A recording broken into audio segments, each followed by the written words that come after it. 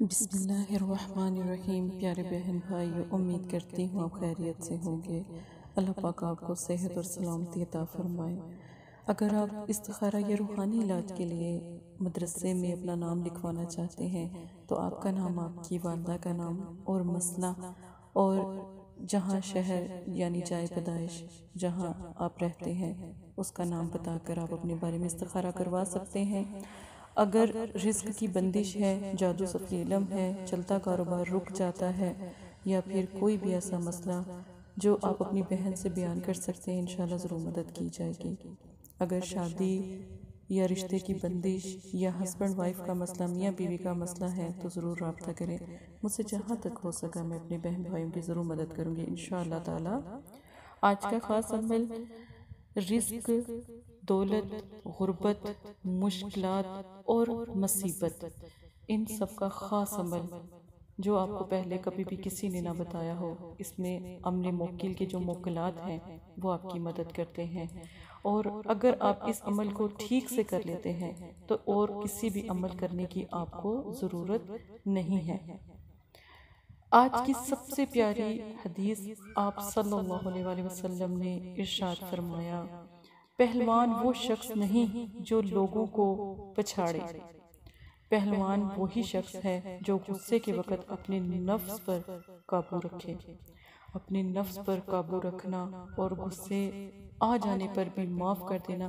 ایک چھوٹا سا حل بتاؤں، اگر آپ کو بہت زیادہ غصہ آتا ہے، کسی کی بات آپ کو اچھی نہیں لگتی، اگر آپ کھڑے ہیں تو بیٹھ جائیں، اگر آپ بیٹھے ہیں تو لیٹ جائیں، ایک گلاس پانی لیں، ٹھیک ہے نا، بسم اللہ 7 مرتبہ پڑھ کے پانی پی لیں، چھوٹے چھوٹے گھونٹوں میں پانی پی لیں۔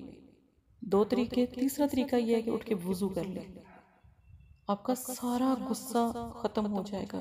اور ہلکا سا سر میں پانی کا استعمال کریں۔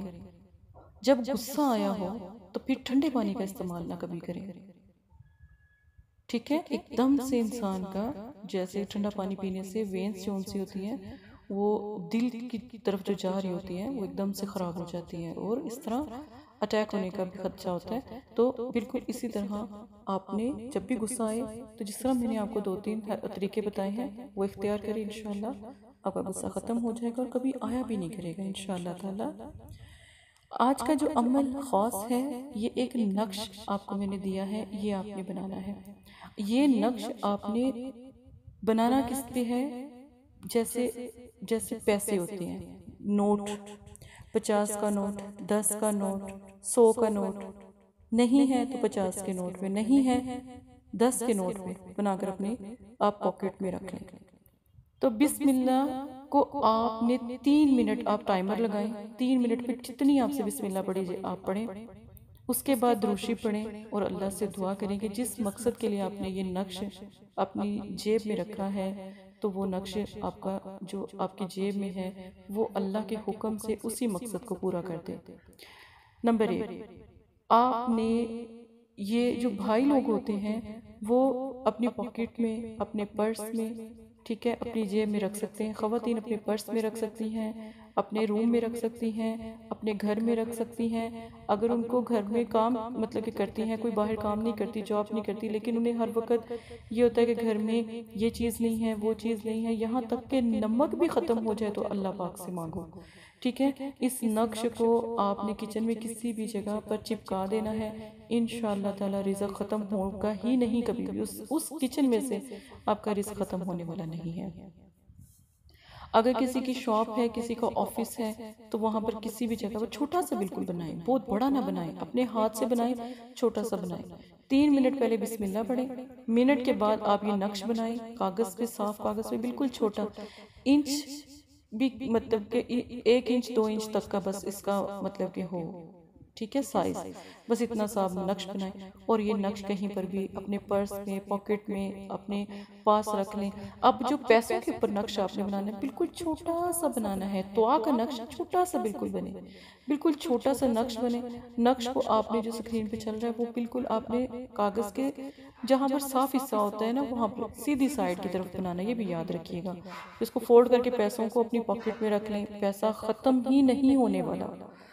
جو لوگ کاروبار شروع کرنے جا رہے ہیں ان کا یہ طریقہ کار ہے کہ اس نقش کو آپ بنا کر پیسوں پر نہیں، ویسے اپنے پیسے تو اللہ پاک دیکھنا کتنے ساری آپ کو عطا کرتے، آپ یقین مانیں کہ ایک بھائی تھے، وہ ان کی سبزی کی دکان تھی، ٹھیک ہے، انہوں نے یہ عمل کیا، بہت دفعہ وہ ہمارے پاس آئے کہ یہ عمل جو سا ہے انہوں نے پہلی دفعہ جب کیا اور پہلی دفعہ پہلے منتھ میں ماشاءاللہ 3 سے 4 لاکھ روپے انہوں نے سبزی میں سے کمایا، اور وہ اتنے اچھے بھائی ہیں، وہ آج بھی ہمارے مدرسے کو ہیلپ کر رہے ہوتے ہیں۔